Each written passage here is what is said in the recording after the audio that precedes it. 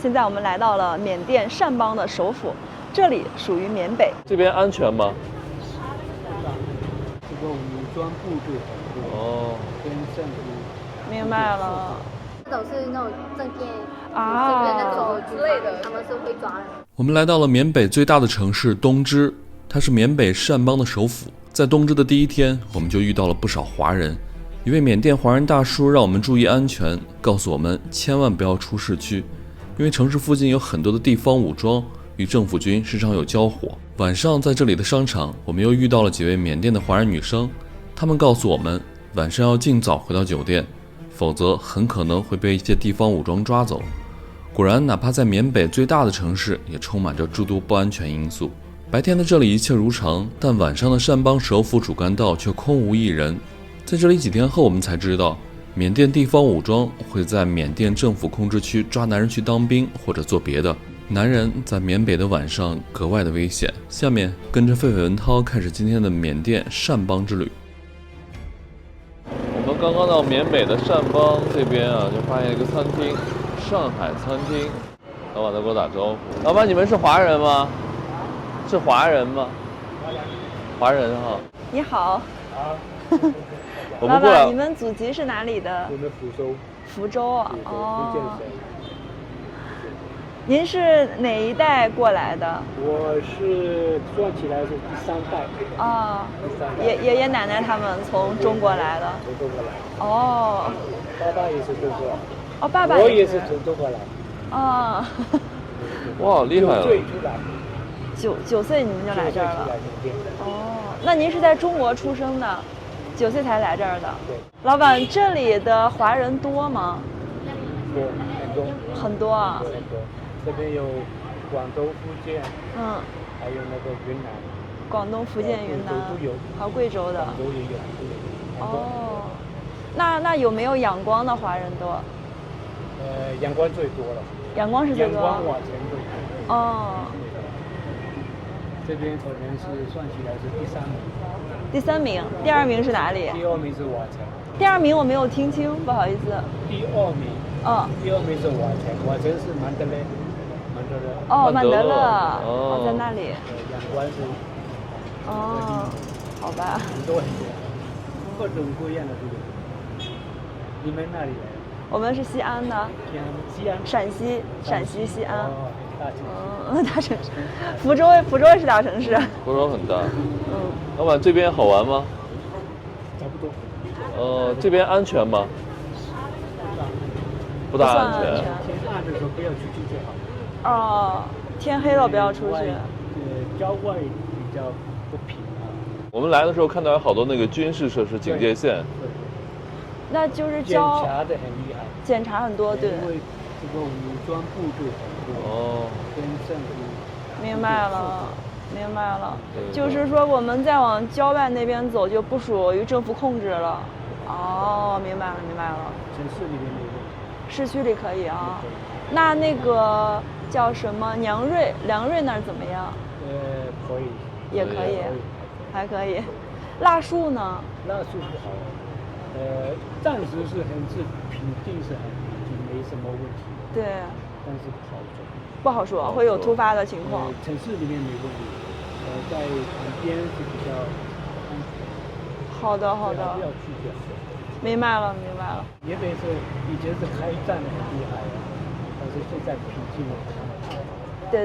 没有什么大问题。对。就是那个果敢佤邦那边哈。好的。是我们中国出面。对。没有中面。现在就没有以前打的那么厉害了。但是我们游客也目前也不允许去，就怕出事儿。好，谢谢老板。老板，这边那个是不是收入会比仰光那边高一些？对，比仰光比较高。但是我感觉这里物价会高一些，这里打车好贵。好贵啊！这边贵，这边现在比较乱一点。乱叫乱喊。价钱嘴巴里面住的价钱，没有平静的价钱。对，我们在仰光还能用那个 Grab 叫，在这儿就没有那个软件了。然后打车都是司机说了算。对。谢谢老板。我们刚来，我们在对面住。我们在这儿住 ，Jasmine， 这个安全，这个安全这个啊。就有的酒店会不安全吗？这边是那个大连路的宾馆。哦。哦。老板，是不是有一些小一点的那个酒店或者宾馆也不太安全？安全是安全的，哦、太小的不要去。大家好，我是狒狒，我们正在背包环游东南亚。现在我们来到了缅甸掸邦的首府，这里属于缅北。首先呢，我想跟大家明确一下缅北的地理位置哈。缅甸这个国家是非常大的，它的北边是我们中国，西边是印度和孟加拉国，东边是泰国和老挝。也就是说呢，这个国家呢，它是处于东亚、东南亚和南亚的十字路口，地理位置是非常重要的。缅甸全国呢可以分为7个省外加7个邦，大家可以打开这个地形图看一下哈。缅甸这个国家呢，它是3面环山，1面临海的，中间呢是伊洛瓦底江平原，南边呢是伊洛瓦底江的入海口。其余3个方向全部都是高山环绕。那由于这样特殊的地形以及历史原因哈，目前的缅甸只有中部的平原地带以及南部的沿海地区是由缅甸政府控制的，而周围这一圈的边境地区都是各自为政，各有各的政府和武装。那我们再说回缅北哈，缅北呢，顾名思义就是缅甸的北部地区。那广义的缅北就包括我们现在所在的掸邦、克钦邦、曼德勒省还有什阶省等，而我们通常所说的缅北只指2个邦，包括克钦邦和我们现在所在的掸邦。而大家从新闻里面看到的让人闻之色变的这个电诈呀、嘎腰子呀，主要发生在掸邦的几个特区，比如说果敢、佤邦还有勐拉等等。在掸邦的内部依然是有着各种错综复杂的势力的。掸邦呢是缅甸的第1大邦，面积最大，人口最多，大概有650万的人口。而我们现在所在的东支呢，它是掸邦的首府。那刚刚我们提到的这几个特区啊，像果敢、勐拉还有佤邦，他们虽然说名义上归属掸邦，但实际上呢都是独立的政治军事实体。了解完这些背景呢，现在我们准备去逛一下东支市区，带大家一块儿去看一看缅北第1大城市东支的人们真实的生活是怎样的。我们刚刚跟那位华人老板聊了会儿天儿哈，老板说这里的华人还是挺多的。我看了一下数据呢，在掸邦这里650万人口里面，60%都是掸族。掸族是掸邦的第1大主体民族啊。这个掸族大家听名字可能比较陌生，但实际上呢，缅甸的掸族和泰国的泰族和我们中国云南的傣族，他们是同一个民族，同宗同源的。也正是因为这个原因呢，掸邦这里其实是受到了泰国很多支持的，因为毕竟是同一个民族嘛。可以说呢，掸邦这里虽然说位置上处于边境地区，但是它是把持了缅甸和泰国的这个边境贸易，这里的经济呢也是非常发达的。我们现在继续往前走，那边好像有一个陆谦市场，刚这个华人老板说那挺好玩的，我们去看一下。这里很多卖那个茶叶的，你看这是不是那个红茶？好像是。这个地方应该是产茶的。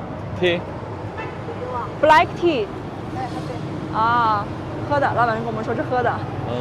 因为我们现在所处的这个地方呢，属于掸邦高原嘛。掸邦高原如果从地理概念上来讲呢，它可以说是云贵高原的延伸。所以呢，这里和云南一样，也是很多地方都产茶叶的。你看这家也是2大袋子在卖，好像除了这种茶叶之外，它还有这种也是泡水的。你看，什么果干儿？对。感觉这些对都是泡水的和零食啊。这家茶叶更多。我突然想到一个很有意思的事情，我们在这个东支住的酒店，名字叫 Jasmine Hotel， 就是茉莉花的意思。然后我们的酒店的每一个客房里都有1大袋子茉莉花茶，应该是这个地方产茶叶的。这是什么？这透明的有点像那个烤乳扇，就像大米做的那个东西。这个是什么呀？是茶饼吗？不是，应该不是，这个里面你看它是有辣椒，有什么调料的。对，应该是种零食吧。对，可能是小吃。走，继续逛逛去。我们刚从酒店出来呢，然后我们酒店的位置特别的繁华，感觉是个电子器材的一个交易中心。那边有什么手机、电器交易交易中心，这边还有一个三星啊、Tecno 啊，好香啊！嗯，这是凤梨，你看它叶子上没有刺，不是菠萝，是凤梨。我之前学的一个区分菠萝和凤梨的方法，这个闻着好甜啊。嗯，走吧，咱们去市场逛一圈，然后回酒店的时候可以买一些水果当晚饭吃了。我们今天进酒店的时候，他们的招待茶就是菠萝汁鲜榨的。现在这个路口出现了2个市场，一个是马路那边的一个露天市场，一个是这里的带盆儿的。你想逛哪个，涛哥？就逛就近的吧。我想逛那个。来去那个。因为我感觉那边好像一会儿天黑了会收摊儿，这边一看就是夜市，是卖衣服和卖小吃的。我们先去那边。我们现在过了马路到这边的市场来了，看看这边有什么好吃的。首先映入眼帘的就是玉米。How much? This 800. 哇，这才800啊，比阳光还便宜。Later. 阳光一根1000，2块钱，这800也就是个1块6、1块7的样子。对。我们先逛一圈，出来再买。对。咱提着不好拿。看看高原上都有什么菜吧。高原上。蘑菇。对。菌子。然后那个好像是蒜苔儿。是吗？蒜苔儿它是比较小、比较细的。对。你看，就是蒜苔儿，你看这个形状。对。就能看出来。对。菜花儿。他们这儿豆子好多啊！刚才那个卖零食那边哈，就好多的豆子。哇，涛哥，这个是你特别爱吃的莴笋，笋丝儿。这还有莴笋呢。嗯，应该有吧？我觉得这里跟云南这么近，应该说长的这个植物都很像。我们在西安买的很多莴笋都是产自于云南的。哇塞，这又是那个小辣椒。我那天吃米饭的时候，他们本地人都这样直接往嘴巴里就着米饭吃，这个好辣。这个。美女在这摘这个辣椒，辣椒超辣。我发现云南跟贵州的那个产的辣椒都挺辣的。高原嘛，而且辣椒越小就越辣。还有西瓜，这个好像叫什么黑美人，生姜、西红柿、土豆、红薯、蒜苔、香菜。我们现在所在的这个位置是高原，海拔有1500米。我感觉它这个菜啊。不一定是本地种的，可能哪儿拉过来，因为它都不新鲜。你看这个生菜，哎，错了，这个香菜，对，都是蔫不拉几的，就没有看起来特别嫩的这个菜。这边当地人也在顶这个篮筐啊，好牛啊！感觉这是缅甸妇女的一个传统技能啊。哇塞，这么大的牛油果，看，是超大，贼大，巨大。这边是小的，我平时好像见这种。规格的多一点，那个也太大了。哎，这家这个菜摊的菜挺新鲜的，甚至还带着露水。你看那个莴笋看着就很不错啊，感觉很应季的样子。哎，这还有鲜花呢，看，玫瑰花，这个是睡莲。哇塞，这花不错哎，不知道多少钱，我来问一下。哦。Hello， 明格拉巴。How much this one？ 哦，2000，就是4块多一支。它可能是一束。我也觉得可能是一把，因为他们捆得可紧了。对。都是一把一把的。对。哦，明白了，真的是这么一捆儿，才4块多。老板给我们点了个头。对，那挺便宜的，1、2、3、4、5、6、7、8、9、10、11。哇，11多啊，才4块多。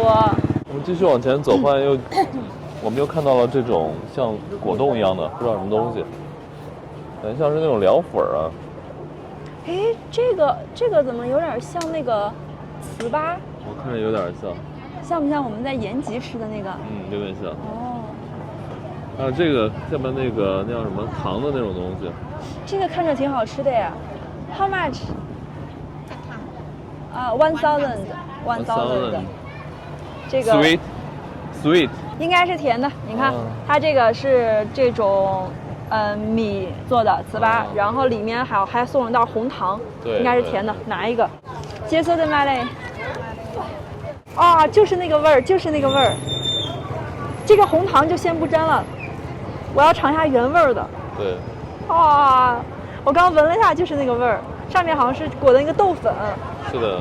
这个挺好吃的，只不过呢，就是上面的豆粉裹的比较少。单吃呢不是那么的甜，所以要蘸着这个应该是糖，对，红糖浆吧，可能是，挺好的，真的很好吃啊！你看旁边的小朋友，都眼睛看直了，目不转睛的盯着我。对，一会儿我们去前面找一个地方可以坐着吃。哎，这个就是我早上吃那个扇面，哦，就看起来黏黏的，特别像云南的饵丝。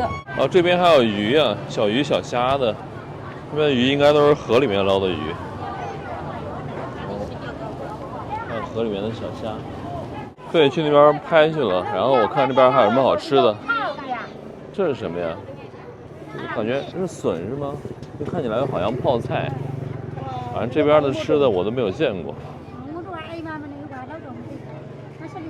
各种各样的酱啊，哇，像是肉酱一样的。当地人好像挺喜欢吃这个血制品的，我看到很多家卖菜的摊外面都有这个。这个看颜色有点像猪血。对。你看前面这家也有。哇，把这个切成块儿啊，弄点汤烩一碗，热气腾腾的，贼好吃。挺美的。嘎嘎好吃。哇塞，这么大一个垃圾堆啊！看这个垃圾堆，主要就是这个市场产生的湿垃圾、厨余垃圾。看那个什么菠萝皮呀、菜叶子呀什么的。这会儿呢，这些小伙正在往车上清这个垃圾，好像没有那个自动往上铲的，都是靠这小伙往上抬啊。走吧，这个味道稍微有一些酸爽。感觉市场这样的看着还挺重口味的，因为旁边就是菜摊儿，菜摊儿和垃圾就放在一块儿。我们在这个小市场逛了一圈啊，感觉本地人的生活呢还是挺平静的，大家都是正常的摆摊儿买菜回家做饭，生活一如往常的祥和，就完全感受不到其实这里是在缅北。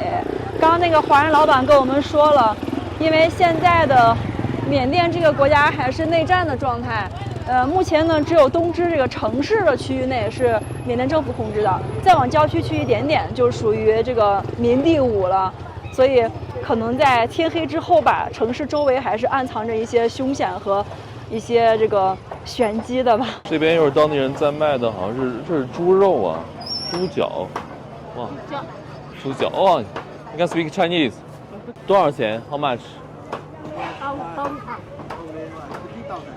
13,000 13,000 OK， 这个猪脚是13000，还可以，不是很贵，20多块钱。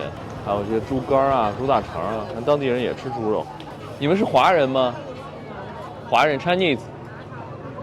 啊，拜拜 ，Thank you。东支这个市场里面啊，卖鸡肉的还挺多的。你看这儿还有单独切下来的鸡头、鸡爪，还有这个鸡翅，这个是鸡的那个鸡架，对，还有鸡胸肉，还有单独弄下来卖的。我觉得这边人好像除了鸡和猪之外，别的这个肉类见得少啊，尤其是牛肉和羊肉，基本没有看到过。这也是哇，好多鸡头啊，鸡头上还有毛。明格拉巴。东支的市场上还有一家卖柴火的，这个好像不是很干，湿的，挺沉的。可能柴劈的吧。对，这个是这种大一点的柴火，我看老板把它弄成那种小的，放在那个袋子里面。我刚刚问老板说，这个就是每家每户用来烧火的，他这个好像也是拿这种秤，应该是按公斤卖的。对。How much 1 kilogram？ 哦，2500啊。Thank you, thank you。1公斤是5块多点儿，这个柴火，大家觉得贵吗？我们没有什么概念啊。Hello。How much? 5,000， 10块钱，这么一大筐，感觉价格还行。老板好像说那个小的酸让我尝大的，大的甜一些，看起来挺新鲜的啊。对。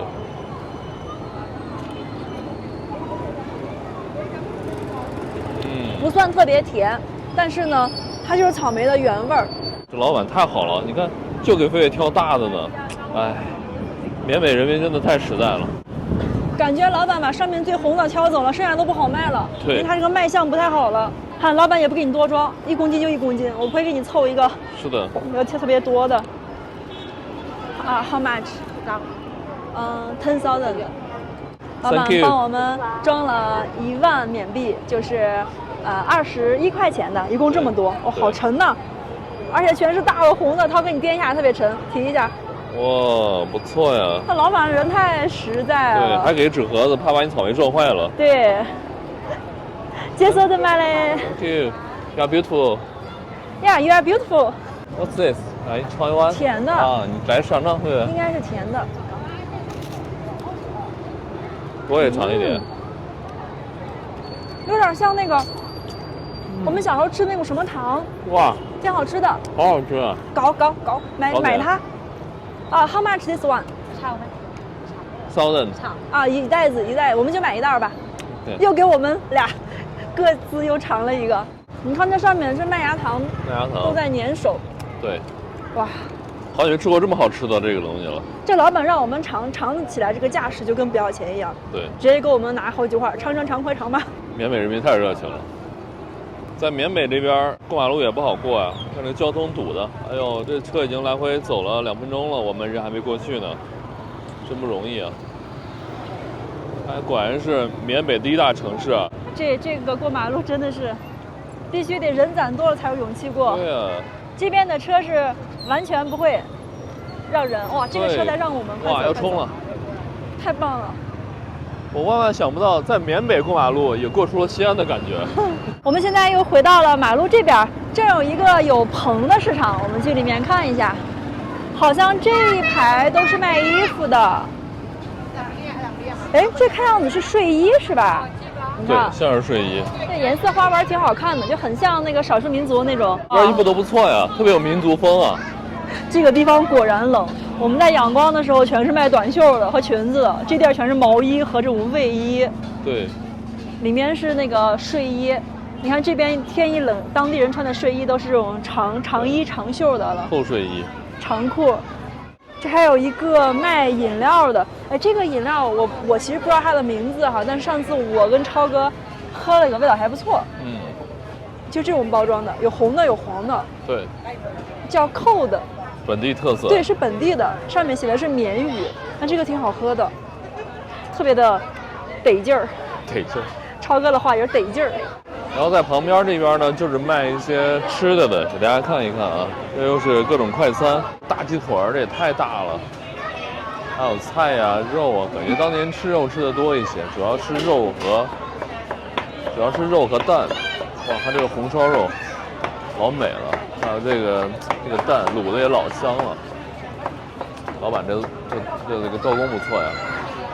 你看小孩脸上涂那个好可爱，大人涂的那个 Tanaka。他们是片状的、块状的，小孩就是这儿一个圆点儿，这儿一个圆点儿，然后这儿再涂一个圆点儿，然后鼻子这儿单独再涂一道。对，特别的可爱哈。对。我跟佩佩又往里面走了走，发现这个市场还是挺单一的，不像那边那么的人间烟火气。这边左边呢就是卖衣服的，然后右边呢就是卖吃的的，很多当地的吃的，像佩佩刚才说的扇面啊，还有盖饭啊，老香了。他这边感觉主要是卖扇面的，对，他每家都有这个面条可以吃。毕竟我们到善邦了嘛。对。前面好像就到头了。对。它这个市场呢，就是在2条主的街道中间的一排，对，插过去的。这个市场啊，是整个东芝这边最大的一个居民市场了。我们走到了尽头啊，发现这家生意特别的好哇！年轻人在这边吃好吃的呢，不知道吃啥，过去看一看，一探究竟。煎饼吧，这是。哦，煎饼里头好像卷的是各种肉，还有鸡蛋，很受欢迎啊。看起来不错哦。要不给超哥买一个？就是我们要去见超哥，给超哥带个见面礼。哦，这个也是那种甩饼。对。甩来甩去的，哇！很杂了。这个饼薄薄的，一见油马上就蓬起来了。对。感觉已经熟了哈。对对。哇，这真的是出锅了，这就。1秒出锅。这个做法还真的是，里面再卷点这个熏肉，就有点像我们东北的熏肉大饼了。这个也觉得已经冒烟了，还在做。做什么呢？我也想拍一拍。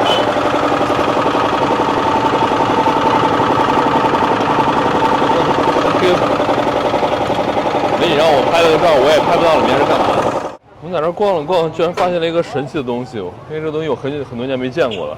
卖碟片的。卖碟片的。你好，这些茶叶都是缅甸本地产的吗？1公斤是5000缅币，就10块钱。哦，这些是1000的。哇，这么大一包2块钱。对。哇塞，这是上方的特产啊。对，这茶叶哪一种比较好？啊，这个是最好的。那也不贵啊，它1公斤才10块钱啊。对， 1公斤。哇哦。对，真是想买啊。1000。但是我没地方拿，我们还要旅行呢。Thank you， 结束吧。You're beautiful。哦，谢谢。老板也会一点中文哦。对。这边会中文人挺多啊。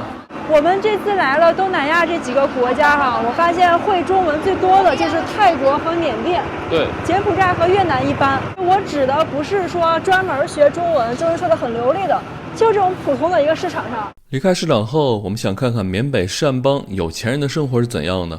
便去了当地最大的一个商场，在商场内，我们遇到了几位华人女生，她们告诉我们晚上一定要早点回到酒店，否则很可能被武装分子抓走。和他们聊聊，其中不少人都希望未来到中国去留学。我是准备这个留学去哪里？我是想去中国，想去中国，因为我觉得我们比较适合吧。对呀，华人肯定是去中国留学的。现在是下午的5点半了，该吃晚饭了。我们本来想叫超哥来这个夜市这儿吃一下，但超哥呢说前面有一个大的商场还挺好逛的，所以我们一起去看一下缅北的大商场长什么样子。走吧。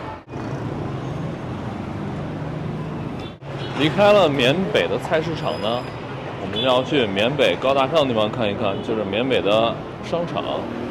我们带大家逛一下善邦的这个商场啊，这个商场在市中心这里，应该说规模还是挺大的。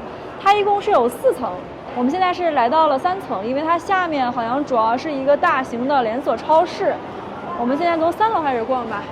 3楼主要就是卖衣服、鞋子，还有女孩带的这个饰品、包包什么的。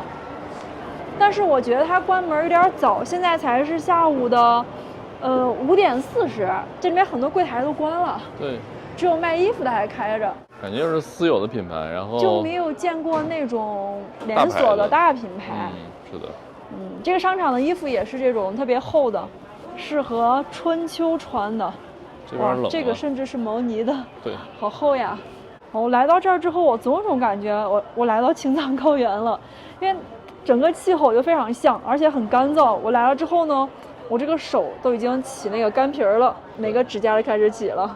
大家敢相信吗？我们现在在缅北这边的商场里面，然后除了那边有好多小孩的衣服、大人的衣服之外呢，这边还有一些儿童玩具，跟我们那边的没什么差别。我们那边超市也有很多这种儿童玩具，像这种车啊，是吧？就 take photos，thank you。那边好多小孩的玩具。那个姑娘以为我要给自己的娃买玩具的，其实我没有娃。这个3楼差不多就这样了，它这个衣服好像都是年轻人穿的。我刚看了一下，价格倒也不算特别贵，但是我觉得对当地人来说还是挺高的。比如它那个卫衣，我刚看了一下价签是大概相当于人民币180多块钱，不知道有没有打折啊？估计本地大部分人应该不会来这儿逛，应该都会去我们刚去那个露天的那个市场。是的。我们现在去4楼看一下吧。我看4楼好像有一家肯德基。缅北的肯德基啊，你敢信？开在了商场特别核心的位置。哇，这商场还挺有意义性的。你看这个是个灯，还弄这种吊伞的造型啊。因为我来到了大理和丽江了。我们现在上到了最顶楼，顶楼这块写了个 Food Town， 就是食品城，就是美食城的意思。哇，看起来有非常多那种小吃啊。哎，这就是贝贝说的 KFC。肯德基，哎，里面人挺多的。我去看一下缅北的肯德基，一个汉堡大概多少钱？它单买一个汉堡一般就是个7、8千的样子，就是人民币15、16，其实跟中国差不多。对。如果买套餐的话呢，一份儿差不多要24左右，就一个汉堡、一个薯条、一个可乐。其实算一算呢，好像每个国家的这个肯德基价格差不了太多，基本一致的，样子一样啊，跟我们那儿的。对，我们在这个商场已经逛了10来分钟了。大家从我们的镜头画面里面看到的商场，一切如常，有一些平静，也有一些小热闹。但其实呢，在我们的镜头外面，这里有着非常非常多的保安，几乎在每一层的这个楼梯的转角处。还有那种，尤其像卖珠宝的柜台旁边，有很多很多的安保人员。其实从这儿也可以看出来呢，这个地方呢还是透露着一丝丝的不安全的因素。在这个顶楼啊，不光有好多吃的，就是各种各样的小吃呢。然后这边还有娃娃机，这是缅北的娃娃机，缅北善邦的娃娃机，你敢信？这边也有抓娃娃的，然后里面还可以打游戏。这边是抓大娃娃的。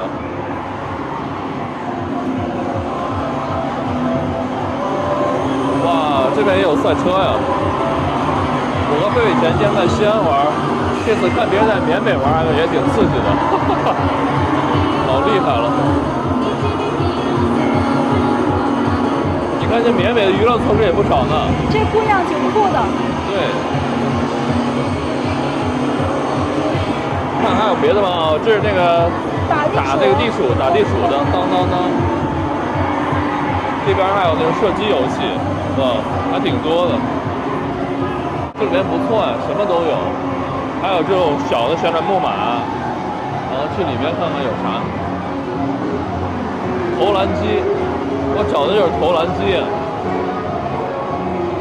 哎，这边没有投篮机哦，有，在这儿，这是投篮机。如果不看当地人穿的各种各样的民族服装啊，真的觉得这是在一个发达国家、发达城市的大商场。哦，我听你们在说中文，你们就在这儿出生的吗？对，我们在东湖出生。哇塞，我都没有想到在这儿还能碰到华人。你是中国人？我是中国人。从来逛吗？对，我来旅游的。你们几个都是吗？哇，竟然碰到这么多华人！你们是爸爸妈妈那一代来这儿的吗？啊，对。应该是吧。爷爷奶奶是来这里，哦。你们祖籍是哪的？好像是云南，是云南。云南？那你们去过云南吗？没有。你们现在是学生吗？我们现在在上学。哦，我想问一下，就是我们刚来这儿，我们想晚上去公园或者夜市哪儿逛逛，你觉得安全吗？夜市是吃的那种夜。对，就是吃小吃的。小吃的。就是从这里走，然后就他们不是问我一次，他说安全吗？安全吗？不安全啊。对，就是早回家就应该可以，就是8、9点的话可能不太好了。最近又不安全了。还好。你指的不安全，就是它那个夜市可能会有人偷东西，还是说有？不是那种，是那种证件啊那种之类的，他们是会抓人。不是说城市里面没事儿吗？没事的，但是也不确定不安全，少出门玩。我的天哪！那你觉得我们几点前回酒店比较安全一点？对，8、9点。8、9点之前。对，会比较。哦，好吧，哦，吓我一跳，有点害怕，我都。没有了，就是冬至倒是没那么严重，其他城市就不要了，因为周边是在打仗。我们就最好不要出城市的范围，往郊区去哈。那个梁瑞那儿怎么样？要去吗？就是阴来湖那边。那边也不安全。也不安全啊。新年的时候我们去了一次。你们还去过啊？对。那个拉树那儿呢？拉树去不得，现在在打。去不了啊！现在正在打，我的天哪！太可怕了。最近才来还是？我们是来缅甸，一直在仰光，然后今天才来东芝的，就昨晚坐那个过夜大巴。你们平时就用中文聊天吗？因为我就是从小就用中文那种学习，就家里人啊都是用中文，我的朋友也是。然后你们那个朋友圈子也都是华人哦。你现在读大学吗？没有，我们还在那个高中。16岁。哦。这边就业怎么样？就以后。读大学，工作机会多吗？对，就感觉不好说，就感觉我们还是得我们是准备这个留学的。留学去哪里？我是想去中国，想去中国，因为我觉得我们比较适合吧。对呀对呀，华人肯定是去中国留学的。那你们逛吧，就不打扰你们了，谢谢谢谢。吓我一跳，刚才。我们是听到了你们说话非常，对，你们说话非常标准，所以我以为你们是中国人来这旅游的。东芝的这家商场里的超市还挺大的，我们刚才进来之后，这是其中的一层，主要是卖的什么衣服呀、日用品啊什么的，但是食品好像不在这层。我们现在准备去2楼，他们主要卖食品和饮料那一层去逛一逛，顺便看一下当地这个超市的物价啊。今天特别巧，在这碰到了几位华人小姑娘，都很漂亮，小美女们。这还有电器啊！哎，对，这还有电器呢。你可以看一看。我去看一下，这都是什么电器？这是，那个创维，这还有电饭锅。看一下这个价格，这个品牌是不是叫日立呀？对 ，Hitachi 日立对。哇，它这个电饭锅有点贵啊。日立的就贵一些。40万，40万一个电饭锅。要人民币900，对，900块钱一个。也有美的的，可以看看。美的应该便宜，美的果然便宜，是它的大概1/3的价格，270左右的样子。对，12.9万缅币。哎，每次出来看到这些，就感觉中国生产这些商品，把整个的价格都打下来了。这东西还挺全的，啥都有，还有这种电火锅。电煮锅，还有鸳鸯的，电磁炉，微波炉。我觉得这个商场有可能啊，我猜的有可能是一个日资的，因为这里面日本的品牌是最多的。对。一般来说呢，像柬埔寨的西港，他们很多的大超市是华人开的，里面就会有很多这个中国的商品。然后这家看上去日本的这个比例高一些。我们现在来到了超市的2层，这层主要是吃的，看一下这个水果的价格，1600，这个猕猴桃1600是3块多一点点。但是它是100克，100克3块，那1000克就是30。对。哇，1公斤30多。不过这个价格感觉比西港更便宜一点。对。它这地方应该是不生产这些，像苹果、这个猕猴桃这些都属于温带的水果。对，感觉是进口食品。我们去看看别的价格吧，看一下玉米。我觉得它本地的玉米一般比较便宜一些。玉米是，1250，应该是2根。对。2根1250，大概2块4左右。对。2块4，2块5。果然是本地的东西就便宜了。对，它这个绿叶菜什么的也不贵，也是。100克，它1公斤才5块钱，1斤2块多，对，还可以。本地菜还挺便宜的。走，看看别的。你看这是肉吧？哇，这是应该是猪肉。猪肉，这个也是100克啊。对。 100克大概是4块，那1公斤就是40块。1斤就20。跟国内差不多，因为你看的这个是里脊，是那种纯瘦的。这个西瓜这一盒是900，那不贵啊，那这一盒也就是人民币1块9的样子，对，不到2块钱，还不错哦。但是这边西瓜感觉都卖的很金贵啊哈，我们在仰光的西瓜都是老大一个在卖了，不过价格差不多，仰光那个一整个下来也要20-30人民币。对，哇，看就这种哦，巨大的西瓜，说着就来了，好大呀，还是瓜。哇，这个是一片儿，每一个是4400。那不贵，4400下来才10块钱，不到10块钱一个。哇，这个9块钱，这么大一个瓜呀！真的是，这半个瓜才2块多一点，1150缅币。对，半个瓜2块3的样子。对的，挺便宜的。我们看一下超市大米的价格，它这个米价还可以哈，我看到很多袋呢都是这个米好像贵一点。这个5公斤差不多要80块钱了，5公斤80，10斤80，这个挺贵的。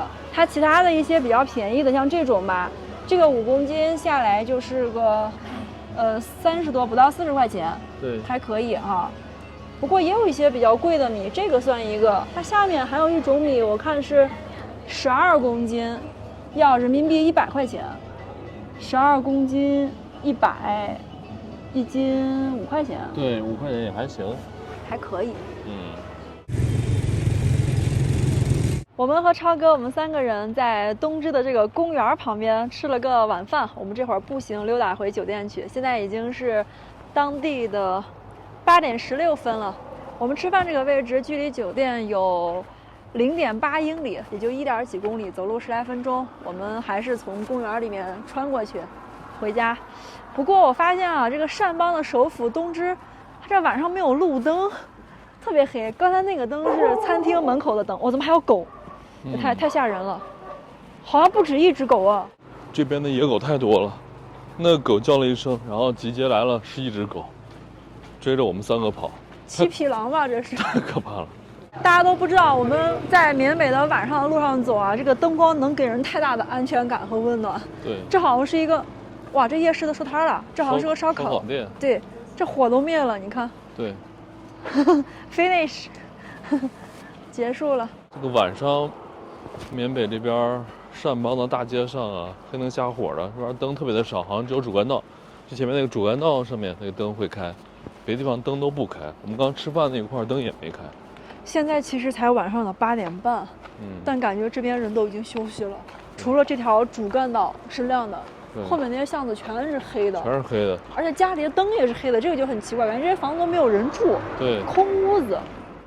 我们3个下午去吃饭的时候，因为天亮着，从公园那样走过去，觉得一切都很平静、很祥和。公园大家都在那儿锻炼身体，有跑步的。然后我们从那个小路穿过去也觉得没啥，一到晚上出来，你觉得整个世界变了。天一黑之后，它也没有灯，一切都是特别陌生。对，还好我们回来了，看到这个加油站我就知道了，再往左边走就快到我们酒店了。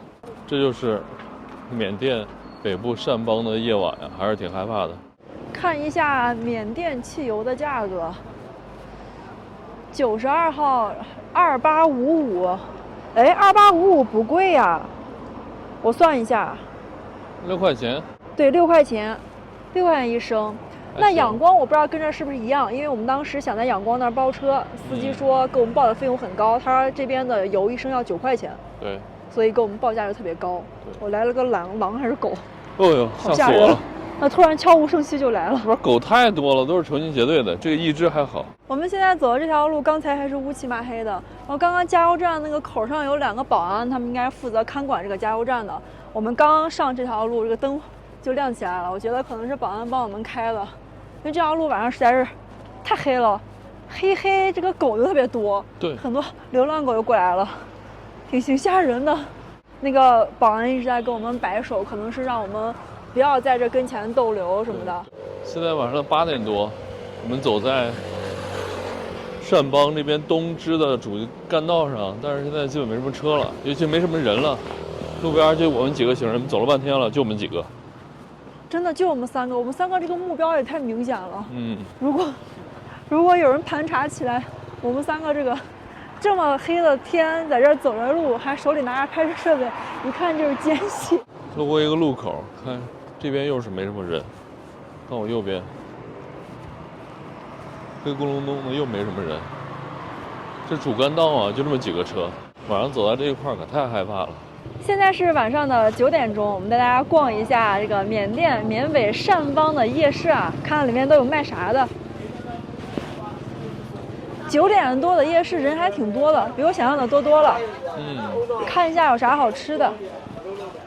这好像是盖浇饭吧？盖浇饭。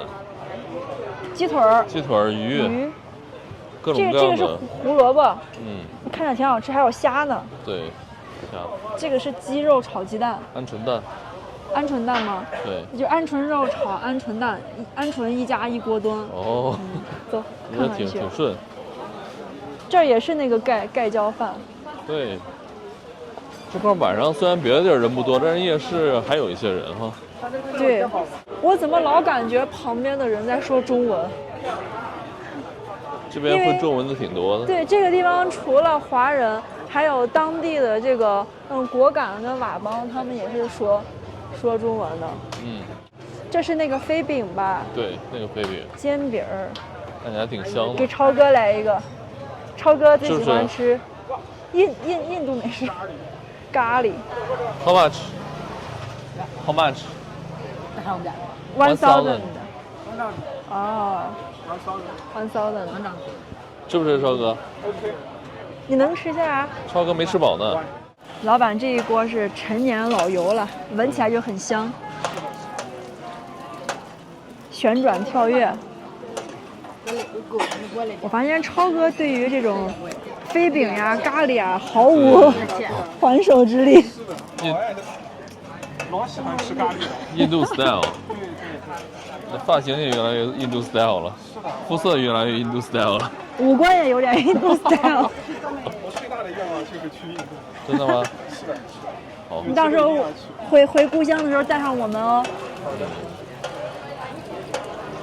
对，看着都馋哭了。哎，这个闻起来好香呀！是的。不错呀。哎呀，谢谢。费立马接过来了。特别主动的接了过来，哇，哇，它这油，香香的。啊，这个老板好细心哦。我刚把油抹在手上了，他让他的好像是孩子吧，帮我拿点纸。接受的吗嘞？老板真好，这是个好人。我们在镇上还有啥别的，可以坐在一块儿吃。这家都卖完了，都是盖饭，对，这边盖饭老流行了。炒米饭，看这是啥？这好像是那个炒方便面。炒方便面，炒这个饵丝、米线、炒粉儿。缅北的夜市跟别的地方夜市感觉也没什么区别，就是人少了点儿。这个夜市跟别的地方最大的区别是收摊太早了。对，太早了。现在才9点，刚刚9点，大家都把摊儿都对准备关了都。我发现当地人挺喜欢喝茶的，每个桌上都有一壶泡好的茶。我们在市场转了一圈，这个快到口的时候，这个围观人员有点多了。这个市场这个点儿好像就我们3个外国人还在那儿瞎转。本国人也不多了，9点就已经好多人都收摊了。我们在里面没有找着坐的地方，我们在门口把这个超哥的这个印度 style 飞饼给吃了。对，哎，挺香，挺香。哇塞，印度的能不香吗？看看，金黄酥脆。隔壁的孩子都馋哭了。对，超哥是德里 style 还是姆拜 style？相当给力。它中间夹的这是什么馅儿？土豆吧？哦，像什么豆子？相当好吃啊！看狒狒和超哥吃的这么大快朵颐，文涛都馋哭了。给你尝一点。狒狒，咱吃完快点回去吧，还在那儿吃饭老危险了，毕竟别人都已经走了。走吧，睡觉，明天见。